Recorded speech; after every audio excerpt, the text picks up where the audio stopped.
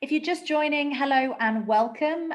Today we're going to be discussing unconscious bias and how it impacts our ability to be able to recruit people into organizations and institutions.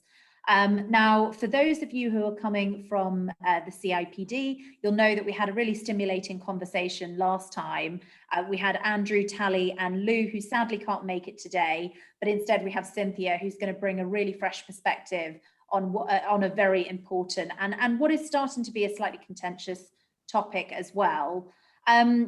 We are going to cover some of the ground that we did last time because the principles were so good, but this time we'll go into a lot more detail of how you can take these principles into your business, how you can help your employees and yourselves as business leaders to go from having unconscious bias to conscious bias and consequently making better hiring decisions, and better management decisions as well. This is something that isn't going away, and we sort of know now through lots of research that more diverse teams win. So if you're interested in being a business that really thrives, this is an issue that needs to be taken seriously, and inclusion starts from the very top and the very beginning of the process, and tackling, I keep saying tackling unconscious bias, and I'm going to come back to that point in a second.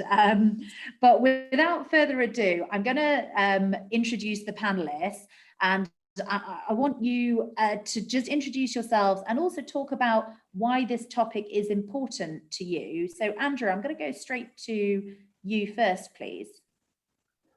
Hi, hello. Thank you for having me, and hello to everyone. I'm Andrew Marcinko. I'm an assistant professor at Durham University up in the Northeast here in the psychology department. My background sort of in management research, and particularly sort of in the EDI area, something that just became really interesting to me because it's something that we've struggled with for so long. It's been, decades, darn near a century at this point, that people have been trying to, still remedies for it, but tackle some of these issues in the workplace. And it seems like sometimes so little progress has been made, which made it something that I thought was really interesting to get into researching to understand why so little progress seems to be made sometimes. So on top of my research and teaching, I also work with organizations and do some consulting to try to help bring some of those sort of research-driven, evidence-based practices into the real world. Fantastic, thank you, Andrew. And I think that's often lacking in this conversation because it can get quite heated, it can get quite emotional, people taking things very personally. So it's great to have sort of a level academic head in the room, and Andrew's got some really great points to make. So excited for you all to listen to him. Cynthia, great to have you, and many in the audience haven't heard from you before, although some may have looked at your TED Talk, but please, over to you. Oh, thank you. Good day, everyone. So Cynthia Fortledge, I'm a gender identity coach with women and the 2S LGBTQIA+ community. I also work with corporations on issues related to gender identity, gender diversity. My background is that for 30 years in Canada, I was a executive in charge of information technology, so living in the world of systems and processes. And through my own life journey, being transgender, I realized the world was actually very, very different. And through that process, I not only had to coach myself and to use every skill that I had within me, but I also required a lot of support in order to move through that. And through that journey, I learned that I had a lot of insights that others don't. And so while I have experientially what I like to call 50 years of male thinking that I usually share with women in about 1 hour, I do like to talk about the idea of being able to see the world from one leader's perspective through both sets of gendered eyes. And so with that perspective, I'm very fortunate to work around the world, public speaking, consulting, and coaching with my clients in terms of the perspectives from kind of life and business, career, and within organizations, what it means to be successful and how we kind of combine all of these things, systems, processes, strategy, the diversity, equity, inclusion, and belonging message, all into kind of one more seamless way of how to kind of solve that problem. So I'm looking forward to the conversation, and thank you for having me. Super. We're looking forward to hearing from you. And everybody who's on the call today, just a reminder that you can put questions as you go to the speakers. You can unmute yourselves and have a conversation. We're going to try and keep the conversation as fluid as possible, and we will certainly leave a lot of time for questions at the end as well. So if you want to just use the Q&A or chat function, and then I can get to your questions as well. So just a reminder to do that. And finally, I'm going to hand over to our last speaker, who is Tali Shlomo. Tali, over to you. Tell us a bit about yourself and why this topic is important to you. Thank you, Romany. Gosh, okay, so I've been in diversity, inclusion, and I would say wellbeing as well for 18 years, even before we gave this title or label. For me, it is all about people. You know, every business, no matter if you're in the tech business, if you're producing products, food, it's people. We cannot survive without people. And so I started my career as an HR professional, and I just remember way back then, when pulling together people strategy, how do I unlock talent? How do I create a place where people can thrive and flourish? And I learned very, very quickly, it is all about you, me, everyone in the room as individuals. First of all, we're human beings. How can we work together and respect and support each other? And I realized also very quickly, even before we kind of looked at all the McKinsey and all the other big four data, and this is where I think Andrew will be, have lots of science and behind all of this, is how it impacts the business and how innovation generally flourishes. And we'll probably touch on this later, but when we have different perspectives in the room, we will have conflict, undoubtedly. But that's where the power and the beauty of all of this and the magic comes out. So my passion has always come through how can we support individuals to unlock their talent and therefore unlock the business innovation.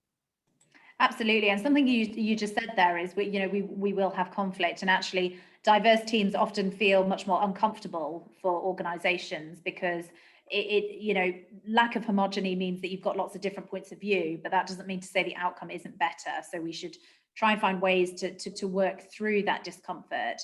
I want to really start the session by recapping a really important point, because I think it helps frame the whole conversation that Andrew made from the first session, which was through CIPD. And for those of you that didn't join, there's a recording on that on the Juggle Jobs YouTube channel. But Andrew, you talked about the language that we use when we're talking about unconscious bias. We talk about unconscious bias training. We talk about curing our bias. And I know that you have some strong, pretty evidence-based views on this, and I'd love for you to share them to the audience today, please. Sure. Yeah. I mean, it's kind of I don't know if misnomer is the right word, but we are all biased, right? And maybe many of you that have turned up today and signed up for this event will sort of already acknowledge that, but everyone is biased. I'm biased, you're biased. We all sort of go through life in biased ways, because if anyone's familiar with the sort of famous book, Thinking Fast and Slow, Daniel Kahneman, the system 1 and system 2 thinking, as he sort of points out from this neurological perspective, we can only process consciously so much information at any given time. So we're therefore really heavily reliant on all facets of our life on these sort of automatic processing, whether that's walking to the store, but then even more deeper than that, and speaking to people or social interactions as well. So we rely on these biases, these heuristics and schemas, or sort of the psychological terms from intro to psych, to interact with people in the world, which is really helpful sometimes because it allows us to do a lot more than we could if we were processing everything consciously. But the downside is that when you try to automate everything, you inevitably make mistakes, which in essence is what a bias is. It's a irrational or not logically supported judgment about a situation or a person. And unfortunately, in the EDI sort of spectrum, in this unconscious bias spectrum we talk about in the workplace, these can often have negative impacts and sort of prejudicial results toward traditionally underrepresented groups of people. Yeah, I think it's really interesting. And also, the minute that you start using the word cure or anything to do with correcting, of course, then one feels defensive as well. And that's certainly what we've seen in this space is there's a lot of division and there's a feeling of us and them. So I think you're right, language plays a really important part, and maybe we do need to reframe how we're talking about unconscious bias in the first place. I guess leading on from that, Cynthia, you've talked a lot about language in your pieces and TED Talks. Can you tell us a little bit more about the role of language in fueling unconscious bias from your perspective, and consequently why it's important to have standards around it? Yeah, the concept of gender identity, when you look at it from a words matter perspective, it's really understanding, is the word influence? And I'll give you a very simple example, a different one than I shared with the panel earlier. But I was working with a client in the healthcare space, and the form was an intake form. And we were going through the whole process, and they were asking for feedback, how to make it, much more kind of accepting to everyone. And at the end of the day, I said, well, so if a male client comes in, what do you call them? We'll call them a patient. And if a female client comes in, you call them what? Oh, a patient. Well, what if a transgender patient comes in? What do you call them? Well, they're still a patient. So I said, so why do you worry about the gendered language and not just call everyone a patient in that case? And sometimes the idea of focusing on the words matter is really just that simple. It's really to go back to kind of very, very simple core concepts. But on the flip side, it can really draw out a lot of bias, such as, well, she's a female leader. Well, why can't she just be a leader? Because if she's a female leader, does that mean that when we think in terms of the double bind concept, where on one end she's, too maternal to be a leader, or she is too masculine to be feminine, do we have to constantly do it? Because I can tell you, the world of men do not have such a thing as a double bind. So here's a whole complexity from a gender perspective that is upon women and female identifying folks, and it simply creates another barrier, another bias that we have to somehow navigate through. And so it's really from that perspective. And I mean, I could go on. The words are endless as much as our language is, in terms of constantly looking at what we do, how we're doing it, and even something as simple as, kind of our honorifics, and such as, Mr., Ms., Miss. So why is it that for most men, it's just simply Mr., but for women, it is Miss, Ms., or Mrs.? Why is our marital status and or our age, right? Because it works the same in Spanish between señora and señorita. And so really understanding these nuances, you kind of start asking the question from a data perspective, do we even need to know that? And so you really start having an interesting conversation about why the words matter.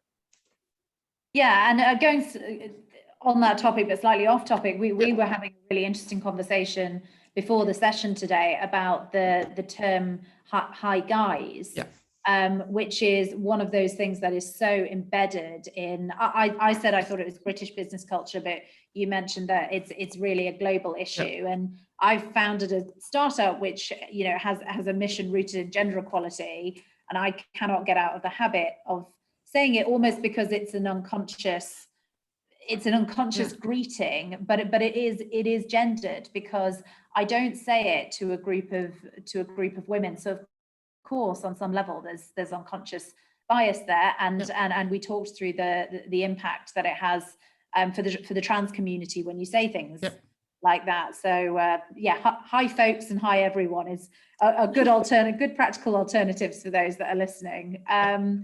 Tally, I want to talk to you, because you're obviously in the corporate world, and leaders use, they do use bias to make shortcuts when it comes to decisions, because they're making so many every single day. But how have you seen this play out negatively, and why consequently we really need our business leaders to step up and recognize that unconscious bias is a thing that they have to become aware of? Yeah, I think there's several things around that. So first of all, let's re-anchor back to what unconscious bias is. And I love how we're moving the conversation from unconscious to conscious, because it's so important. And that takes a journey. It's like using a muscle. You've got to keep exercising that muscle. And so just having one conversation or 1 hour's training on conscious bias is not going to mitigate bias. And so for me, it's all about the conversation. And just anchoring back to what is unconscious bias. For me, if I was to first of all describe it, it's that mental shortcut that we take, and particularly when we make decisions, particularly when we're tired.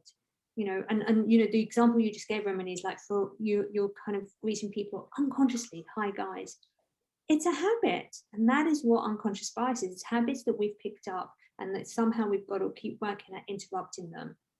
So how can we as leaders, and I think this is for me, everyone, it doesn't matter where you are in the organization, in the hierarchy of the organization, because this is something that we can all do to mitigate bias. First of all, keep having conversations with each other, and then challenge each other nicely, respectfully around the decisions we make.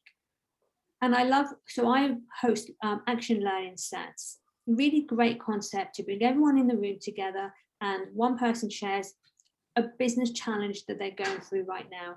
And through different perspectives in the room, we all ask open questions. And what we do is we help you look at it and tackle it from a different perspective. Simple, right? We spend an hour together. We help you navigate through coaching techniques, open questions. Everyone can do this. It doesn't matter if you're the CEO, the boardroom, all the way through the organization. And that is the ecosystem of the organization. When we come together, we learn, we share perspectives, and we can challenge each other. Sorry, I was doing the mute. There's always one time the mute unmute thing on a conference call, but yeah, no, I think they're all really, really great points, and it comes on to the next topic I want to talk about, which is unconscious bias training itself, which has had a lot of bad press in the recent months and weeks. I think there was a report that came out that unconscious bias training within government ranks had actually resulted in worse outcomes, and lots of companies are now consequently scrapping it completely. Andrew, I'd be keen to get your view on this topic. Not a specific question itself, but more just what's your view on unconscious bias training in the first place? Yeah, sure. So there's no evidence in the sort of academic and management literature and experimental and field studies that what is commonly described as unconscious bias training will have any lasting or long-term effects on reducing bias. And given that, then there's certainly no evidence that it will have any lasting effects on changing behavior. I know some scientists that are quite adamant that that means, well, then no one should ever do it. I don't know if I've come quite far that way yet. I think that as a small element in a broader EDI program within an organization, having, I guess, what you might describe as awareness training or discussions, or at least having these conversations may play a role.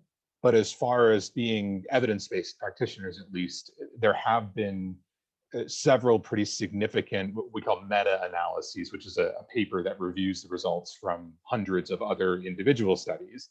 And these meta-analyses have generally found no positive relationship between unconscious bias training and bias reduction. And why? What are the underlying reasons that it's so unsuccessful? Well, it goes back to what you asked to start us off, Romany, and that this is not something that can be cured, right? There's no trainer or academic or anyone who can stand in front of someone for 1 hour, 2 hours, and cure them of bias. It's not possible. It is not something that can be done. So when companies set off to do that, I think, and this is something I spent a lot of time researching, there's an element of sort of, I don't know if it's an Americanism, passing the buck, where they're sort of eager to say, well, look, we paid for an unconscious bias training. That probably solves the problem, right? We don't need to do anything further to address EDI or organization. This is something I hear a lot, but that's of course not the case. It has to be, you really have to think structurally with this sort of thing. We have to kind of outsmart our brains, right? We can't teach our brains to be unbiased. That's not a thing you can do, but we can set up systems and structures to prevent those biases from affecting our decisions as significantly, which is the goal in the end. Cynthia, moving on to just following on from what Andrew said, if unconscious bias training isn't the way forward, and I think those reasons are very sound, by the way, and we're going to dig into that in a minute, but what is the alternative then for companies that are on the call today and they really want to drive forward an impactful outcome-driven D&I program? What do they do instead? Well, I mean, one of the things that I've learned through my own career path and really shapes the way that I work with folks is there's always this need in order within business to kind of justify the programs. You need some business logic to deal with it. And why not look at it from a branding perspective? But branding is not who you say you are, it's who others say you are.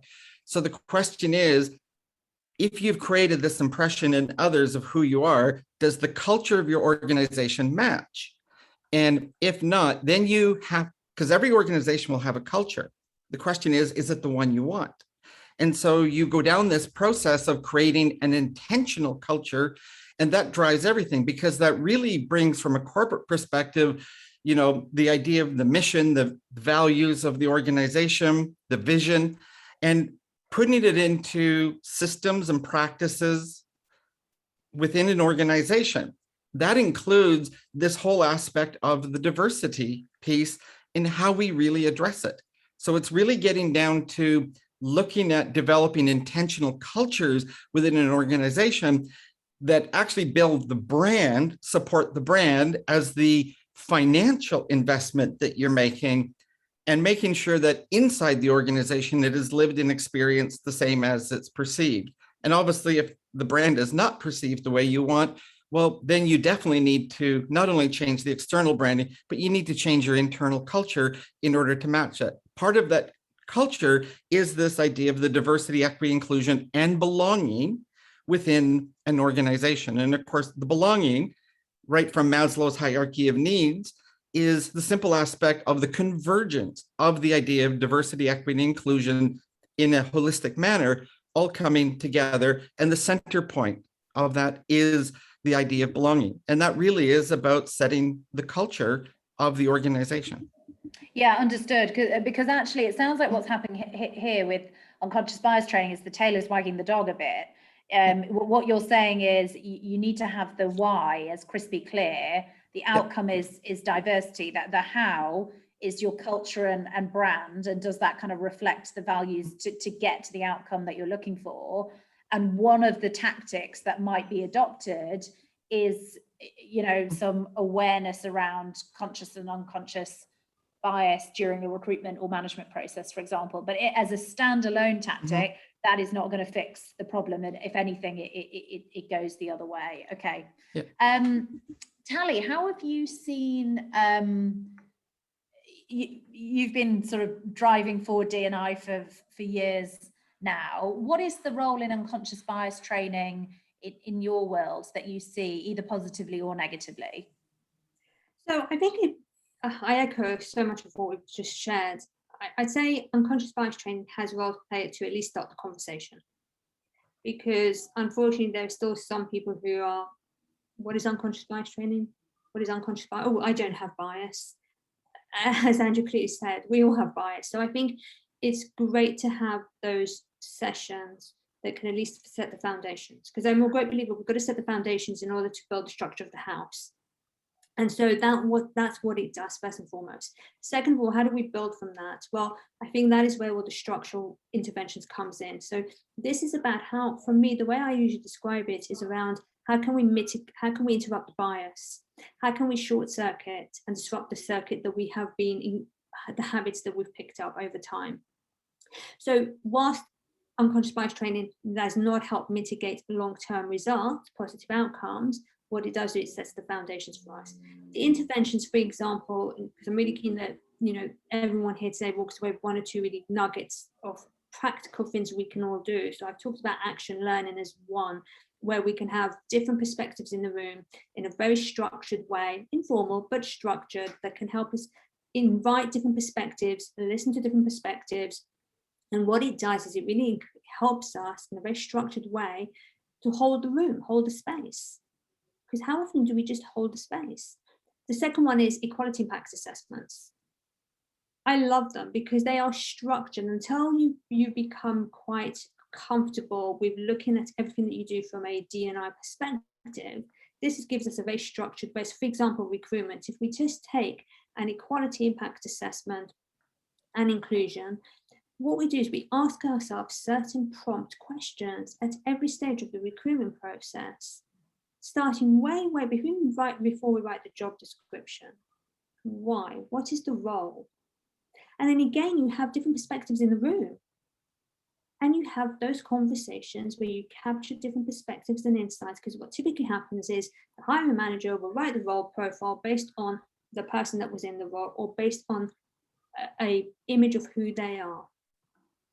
So what this is doing is it's helping us intervene and short circuit. So long-winded way of saying, yes, there's a place for unconscious bias training, but it's only there to set the foundation so we can build up on everything else.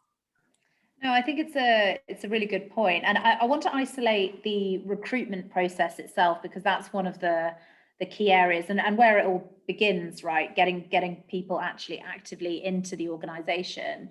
How can companies address this issue? Because unconscious bias and bias generally plays such a huge part when you're judging during a recruitment process. What tactics and strategies have you seen companies adopt, Tally, that have been the most effective? And I've got a follow-up question to that, but let's start there. So I think, a lot of companies are talking about the blind CVs and talking, we've all done the blind CVs. We've all had now diverse panels. I would just say on the diverse panels, it's not going to fix everything. And the reason it's not going to fix everything is I'm going to try and give an example to bring it to life. We might have a panel of 2 women and 1 woman. If I just use gender, binary gender, just for the sake of trying to explain it. And we're interviewing a woman and a man. They are our candidates. Typically, we know through bias, and Andrew will definitely echo this, is we know through bias that women will have, typically, not everyone, typically women have the same bias towards another woman as men do towards women, typically. So we haven't resolved the issue of decision making and mitigating bias by just purely having a diverse panel. The second one is we also know the affinity bias that kicks in and also the in and out group. So this is why unconscious bias training helps to set the foundations, but it won't give us the outcome. What I have seen work really well is where we are intentional and structured in the way we conduct the interviews.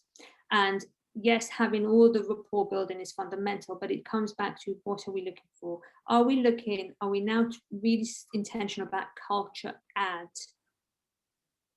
as opposed to culture fit? And when we start to define and really work with the business to identify what does culture add mean for us, well, it means something different, right? It means that we've identified there's a skill set that we are missing right now, we really need. So let's focus and hone in on the skill set. And by that, what we're doing is we're already automatically extending our talent pool.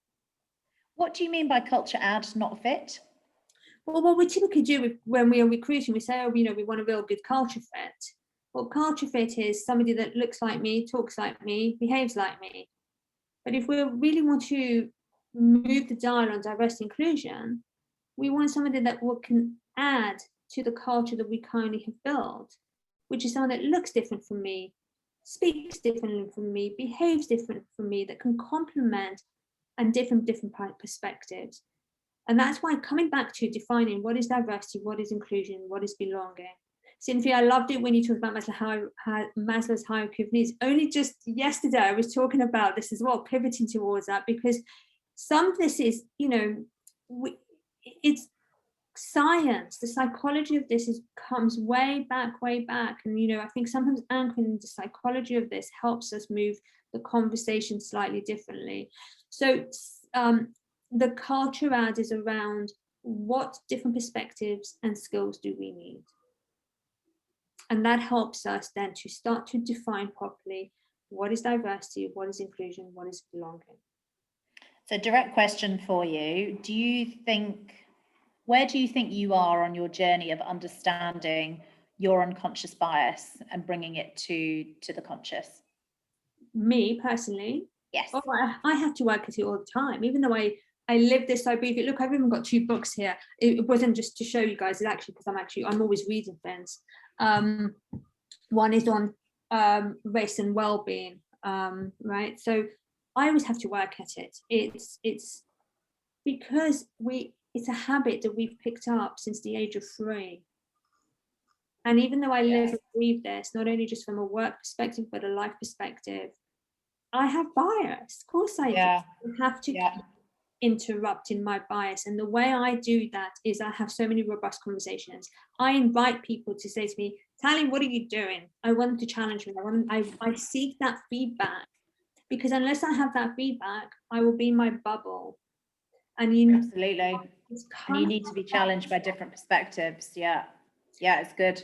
And also the way I work is I value and I love the different perspectives. I want people, so even when I compose an email, something as simple as an email, I'll send it to a few people going, what do you think of this? Because it's just my perspective. It's one-dimensional. Yeah, absolutely. It takes longer, it's more effort. You have different viewpoints. It doesn't mean we're going to reach a consensus. I might decide to use my version, but I've learned something new. I've started to listen to a different perspective. So sometimes decisions will take longer, but they're incredibly valuable because you get to build rapport, really deep rapport. I'd also say that they might take longer in the short term, but you have a higher likelihood of getting to the right decision, because you've had to stress test it from lots of different angles. So in the longer term, it actually saves time. So there's a good business reason to do it as well. Absolutely. So yes, absolutely. I think so. Whilst it takes longer, and whilst you'll get 20 different perspectives, and you're trying to work through actually which one's really valuable for here right now, the outcomes, I always set to say they're magical. They're a gift, because I wouldn't have looked at something in that perspective, and now I'm covering. If we're genuine around representing our markets that we work in, let alone society, but let's just start with the markets that we serve, then my employee base is diverse, then surely I should reach out to them and get input and get those perspectives. Andrew, what about you? Where are you on that journey of understanding your bias, conscious or not? Yeah, I mean, well, let me, I guess, trying to build on what Tally said and give an example. So I feel like at this stage, lots of people that are in the audience, there's not too many videos on. If you were my students, I'd make you turn on new videos and say hi at this point. But I feel like lots of people at this stage, and people who have turned up this event, will say, well, okay, I appreciate there is bias. I appreciate I have biases, but I haven't, made many decisions. I don't make decisions that are prejudiced against people because of their race or gender or religion or sexuality or whatever. And I'll give you an example from the research literature that I always find really striking. There was a study by some researchers at MIT in Cambridge, Massachusetts, in the Boston area. And they went around a bunch of companies and measured by square footage the office space of hundreds, I think thousands of employees, split that up by ethnicity, and then controlled for every other possible factor statistically. So their experience, their education, their salary, their position. And what they found was, on average, the Black employees, controlling for every other factor, had significantly smaller offices than their white colleagues by a few square meters or whatever it was. And this to me highlights exactly how bias infiltrates what we do at work, what we probably think of ourselves as non-prejudiced, not racist, not sexist people, in these little decisions where there's no formal structure for who gets what office, who gets what travel fund, who gets what account. Whatever your business is, you probably make hundreds of these small little decisions every day, very informally. And that is exactly where bias will most really sneak into our decision making. So personal journey, I think accepting that I will never be able to control my bias in all of those situations. So instead, it just comes back again to thinking about systems and structures and quantifying how we define, what's the norm, what's performance, what's potential. You've got to have these things clearly defined, and quantified in ways that it'll prevent those silly little biases from sneaking into our decision making. Yeah. That's really interesting. So actually it's never a done deal, which is, it's somewhat what Tally said as well. You've got to, so instead of working on that, work on the systems and the processes around yourself so you can constantly build that awareness, and then scaling that to an organizational level as well. And I'll just add too, we've talked about, quantifying and defining the key terms, and we've talked about systems and structures being the best path. But the final one that probably hasn't come up as much yet, I think, is accountability. And this is always the hardest step for some of the larger companies that I've worked with, is what happens when you don't reach those communities? Who's accountable, right? If diversity is truly an important part of what your business does, if you truly believe that being diverse will make you more effective as an organization, as a company, as a nonprofit, as whatever, then who's accountable when it goes wrong? And that's something people are really reticent to take on board. But if you're truly committed to it, to being something that contributes to what you do, accountability is the logical next step. Yeah, and a lot of people on the call today, their roles will be like heads of people, chief people officers, and a big part of their role is influencing the other C-suite people who are making the P&L decisions around this. And one of the questions that's come through from the audience now is how to positively challenge businesses and people when they're not willing to accept a different perspective.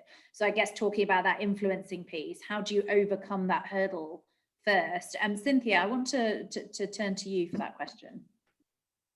Thank you. It was, I noticed the question, so I'm glad that you asked it.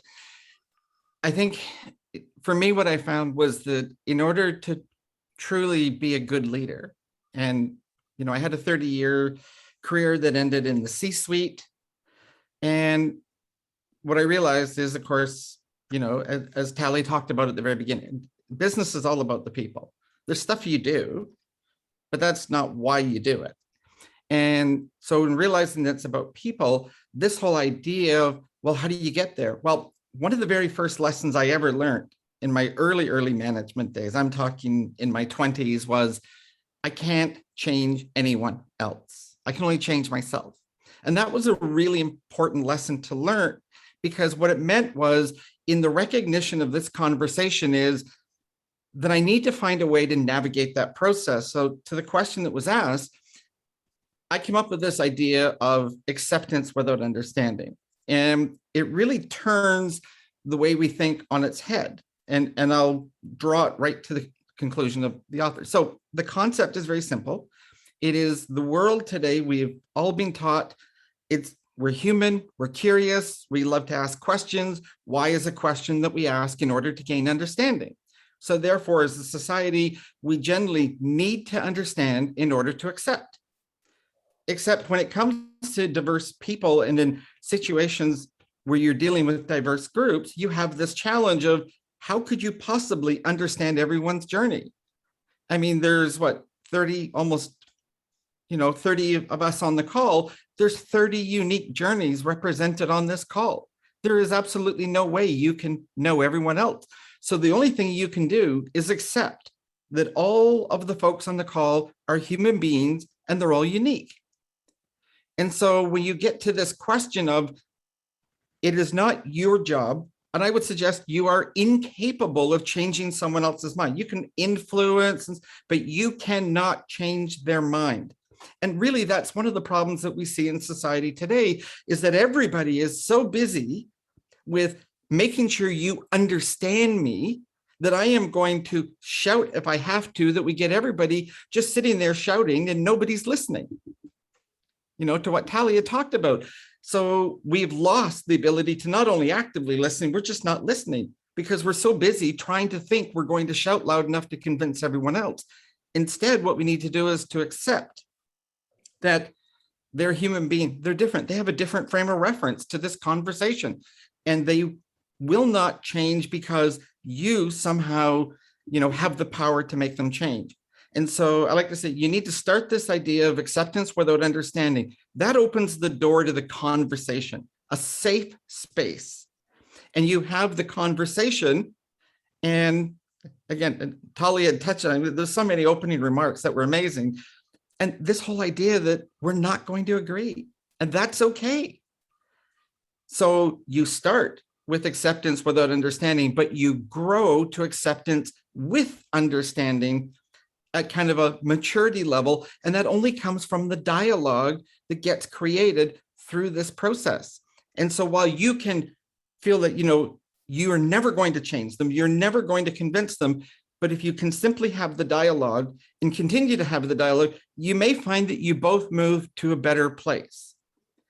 And that's interesting. So it's actually the mindset change. Instead of coming into this conversation like, right, I need to influence and change this person, it's like, okay, I have to accept their point of view and listen. And actually that's when the good things happen. But from a practical perspective for the people on the call today, and say if they have a CEO that conceptually they understand that D&I is a really good idea, probably under pressure from their board to have a slightly more diverse website, and I think they probably do understand that diversity of thought is a good idea, but the chief people officer is struggling to drive through the agenda. What practical advice would you give them beyond the listening and accepting to develop the systems and processes that you and Andrew in particular talked about, to drive change and overcome that first hurdle? Absolutely. So, realizing that this idea of unconscious bias training, I see as a tool. And that tool allows us to constantly work at the effort to overcome this. So when you talk about how are you going to realistically move it? Well, in business, we have the old axiom that what gets measured gets managed, what gets managed gets done. And I think in some ways we see, much as the dot-com bubble of the early 2000s, we thought there was this whole new way to do business and make money. The reality is the economics haven't changed. And guess what? Neither has the approach to business. And so learning to do it. And when there are numerous studies that I've read through time that talk about for businesses that are diverse and can have as much as a 30%, bottom line impact, that's a huge financial driver to, do we not want to tap into that? Interesting. So drive through the why. Yes. Financial why. Exactly. And don't forget, at the end of the day, I don't know about the UK, but I can certainly tell you that in North America, where I had my business career, the responsibility for diversity and for this rest on the shoulders of the board and the CEO and the senior leadership team. They actually have a legal and financial responsibility to the organization as a part of their role. Brilliant. Thank you, Cynthia.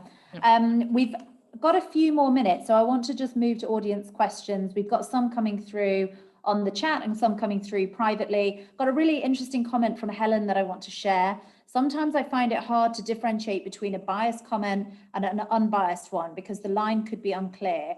I try not to take things too personally, but then I'm worried I'm treated with bias without even realizing. It's a really good point. Tally, what are your thoughts and your advice for someone in Helen's position? I would ask for clarity. I would ask clarifying questions. I think the clarifying questions is, we're asking clarifying questions because we're curious, right? So I think that in itself helps us. I'd be mindful how often we do that. And I think if you see a pattern, this is where also the role of allies comes into play, because they can support and they can ask those clarifying questions. I wanted to build on some of the things that Cynthia said as well, because I think it answers Helen's question here as well. For me, it's also, we've talked a bit about systems and structures. I always say systems and structures are only as good as the people who are going to apply them, the application of those, unless you've got your artificial intelligence, and I know we spoke about it last time.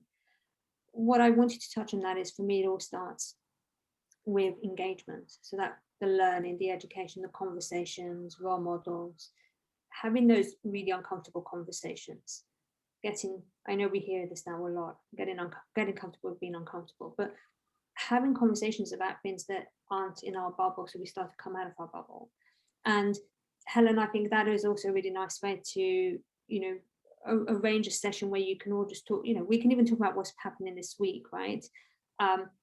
Just starting to hear different perspectives in a safe place, but also what that does is it creates an environment where you can start to practice the clarifying questions.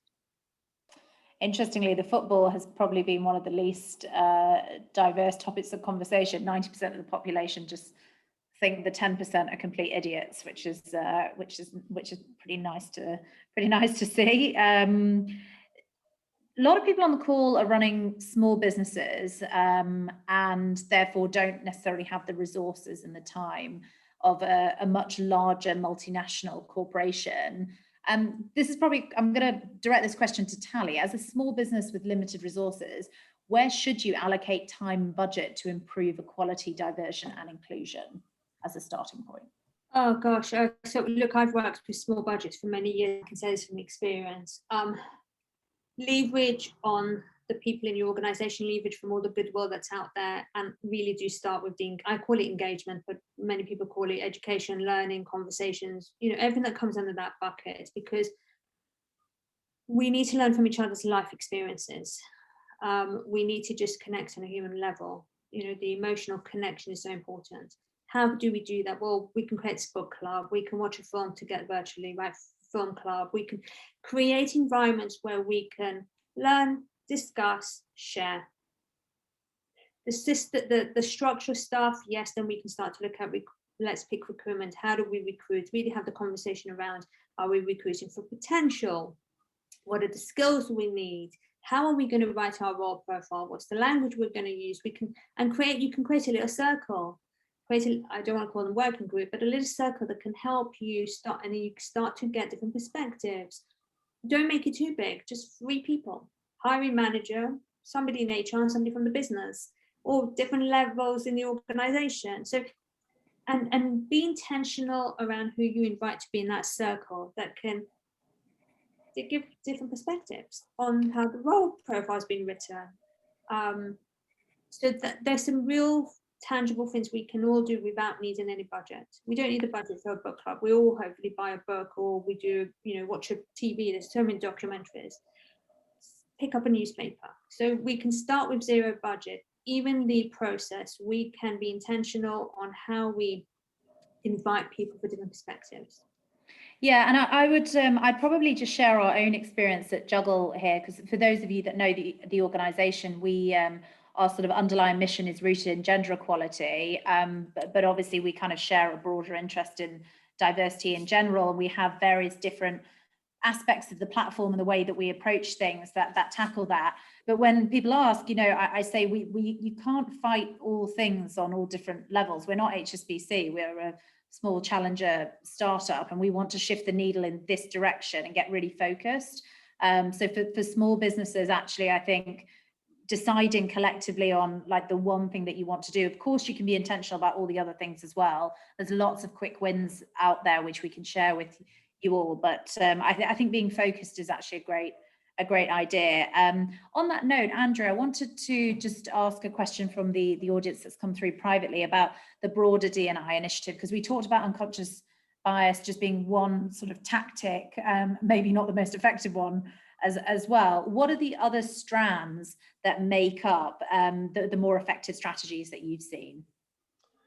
Sure. Well, I think there's probably an answer to that that sort of builds on the last 2 questions about being budget conscious and practical things I can recommend. So a couple of things that the research shows this is more effective from different field studies is just what Talia said, sort of in-house task forces are actually tend to be more effective than sort of external consultants and whatever, because with diversity management, there's an element of self-fulfilling prophecy. So if your employees believe that it's authentic and sincerely motivated by a desire to be better at EDI, it's more likely to then have those desired effects. If employees sense that it's a tick box exercise, it is actually then less likely to be successful. So there's this sort of self-fulfilling element.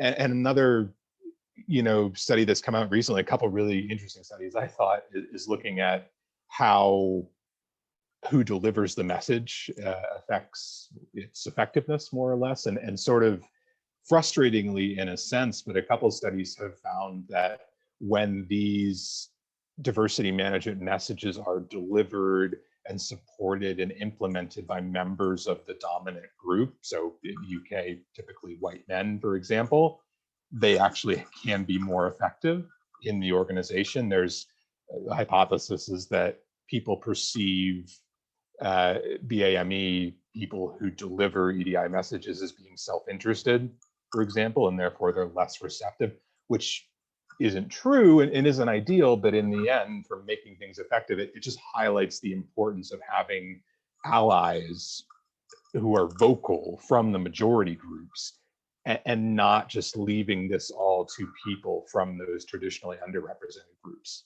to do on their own. There's also a burden to that as well. As long as doing your day job, if you're a person of color, if you're in a minority and you're saying, okay, can you go and perform at this job, but also can you go and speak at the panel, etc. Of course, the instinct is that you want to do good, but essentially you're being asked to do extra work. So I think that, and actually it's a lot of the status quo that need to be picking up the slack here. So I think it's a really good question, a good point rather. We've got a time for one final question, which I'm going to direct to Cynthia. We've talked a lot about how to manage unconscious bias in business internally, but what can be done if your consumer demographic is almost certainly imbalanced with regard to their bias? Are any of the panel aware of businesses who have successfully managed changing their marketing language to influence the way the consumer thinks? Great question. It's a great question, because it talks to a number of aspects of business. I mean, the first is, yes, there are brands. I mean, if you think of Nike, Harley Davidson, those are brands that have created messages that really have become social constructs that literally refer back to the brand. So when you think of, Harley Davidson, you may think motorcycle, but you're thinking lifestyle. So that absolutely happened. What about all the other businesses that aren't those? Yeah, it's much harder. And if you have that great diverse consumer, the first question I would be asking is, have you been trying, a whole bunch of different marketing messages that perhaps is spot hitting with different people? In other words, you're kind of hitting their hot point. And really, I come back, as I've talked about it, I think 3 times. For me, it's about the culture. The culture begins with the business's why. And so all your marketing, everything you do has to be core to your why. And that may mean that some of the customers you have currently are not really your target market. You've just kind of bumped into them. You've made the sale. They may not even be a consistent. Maybe it was a one-off, depending upon the nature of your business. So the reality is why are you in business? What's the core thing that you're trying to achieve? And all your messages should be consistent from there. If you do that, you will build a consistent client base that is reflective of that value that you're marketing out there. Otherwise, if you're, well, let's try this. No, let's say it this way. Let's go this way. Then your customer base will represent that as well. And it goes a little bit to Tally's point around build the culture that you want the direction of travel. Anthony, a practical, just an example off the top of my head is, some of you have heard the FinTech Free Trade. They're super successful here in London. I was chatting to one of their co-founders the other day, and they actually actively try and target not necessarily the people who are going to sign up anyway, because a great percentage of their audience are young, relatively financially savvy men. And the point was, we're going to get those customers anyway. We want to appeal to a broader audience because we really believe that actually money management, and that's the way that it should go. And as a consequence, their growth and trajectory has been absolutely amazing because they've appealed to a much broader audience and done that consciously in all of their comms since then. So I think that's a really interesting brand to have a look and see how they communicate. We have unfortunately run out of time, but before we go, I want to say a huge thank you to Tally, Andrew, and Cynthia for such a stimulating conversation. We will follow up with all of the major points and any of the references that have been made today. And finally, just want to say thank you to the audience for all of your participating questions. It's been great to have you on this journey, and we'll keep you abreast of of future webinars as well. And go and enjoy your lunch, everyone. Take care. Bye, everyone. Bye.